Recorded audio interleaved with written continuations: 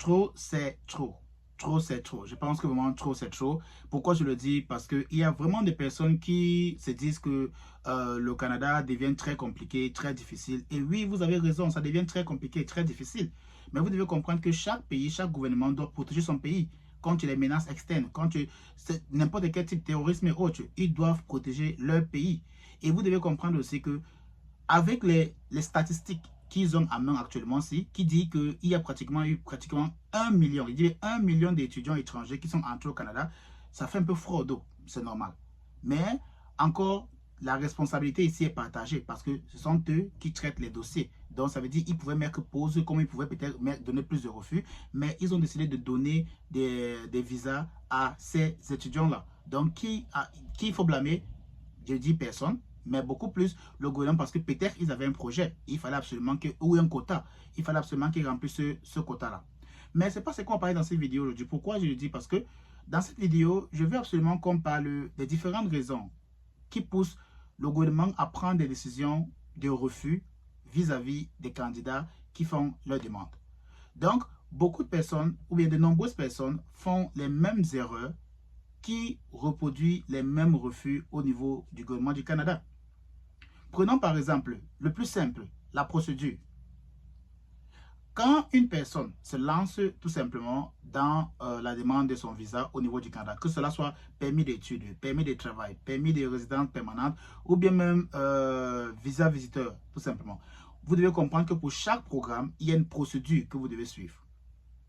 Maintenant, quand vous vous lancez dans la procédure-là, beaucoup de personnes commettent l'erreur-ci. Ça, c'est l'erreur numéro 1 que tout le monde, bon, la majorité des personnes commettent. C'est quoi? C'est que au début, parce qu'ils sont tellement excités, parce qu'ils sont tellement, comment dire là, enjaillés, parce qu'ils ont compris, je vais voyager pour le Canada, vous donnent certaines informations. Comprenez bien. Donc là, c'est l'erreur numéro 1. Hein. Donc on prend le premier, ça c'est le premier cas. Donc, ils donnent certaines informations parce que excités, parce que intéressés, parce qu'ils veulent absolument voyager.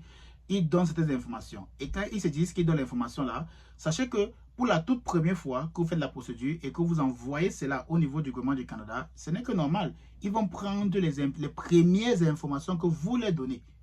Les informations là, ils vont prendre ça. Ils vont garder ça, principalement pour les étudiants étrangers là qui viennent étudier. Vous avez déclaré que vous avez eu à travailler en tant que telle personne. Vous avez déclaré que vous avez peut-être 2 frères. Vous avez déclaré peut-être que vous avez une voiture ou bien vous avez une maison. Vous avez déclaré que peut-être vous avez ceci, cela. C'est vous qui avez déclaré ça. Là, je m'adresse beaucoup plus à ceux-là qui suivent les procédures d'eux-mêmes. Donc, ça veut dire qu'ils n'ont pas recours à une agence ou bien à un avocat en immigration ou bien à un consultant. Donc, ils se lancent par eux-mêmes. Donc, c'est vous qui avez déclaré toutes ces choses-là. Et quand vous déclarez au niveau du gouvernement du Canada, les informations-là, ils prennent ça. Et ils remplissent, ils gardent l'information là. Et ils gardent ça sur votre nom. Maintenant, dans le cas où ils vous donnent le visa d'étudiant et que vous venez au Canada, vous êtes content. Oui, oui, oui, oui, je suis au Canada. Oh, ça a marché, merci Seigneur, merci, ça fait ceci, ça. Ça a marché. Les gens disaient que ça ne pouvait pas marcher. Les gens, il y a les aigris, il y a ceci, cela, cela. Ok, bravo, tu es venu au Canada. Maintenant, tu suis ton parcours. Tu as fait tes études au Canada, tu as terminé tes études au Canada. Maintenant, pam, ça arrive au moment de faire ta demande de permis de travail.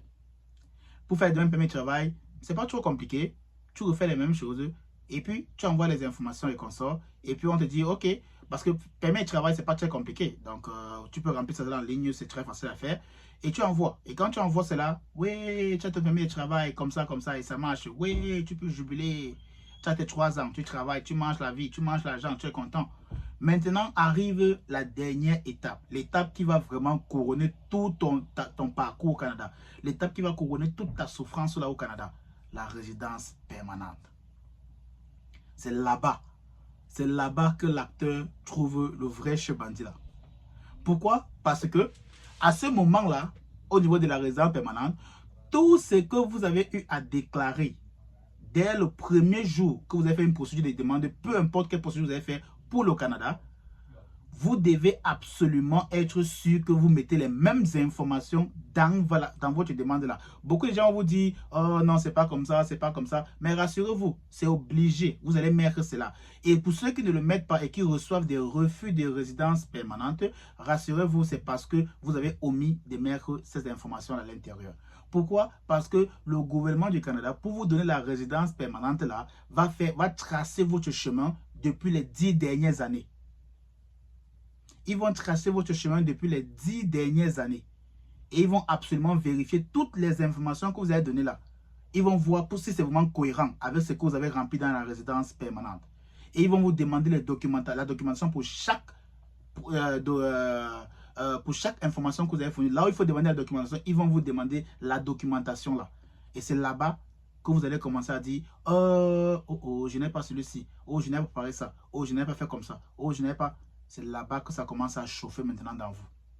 Et c'est là où vous allez voir beaucoup de personnes vous allez voir beaucoup de personnes, ils vont voir ce qu'on appelle le PFL. Quand tu as le PFL, il faut comprendre que ça devient assez dangereux pour toi. Tu risques de ne pas avoir ta RP.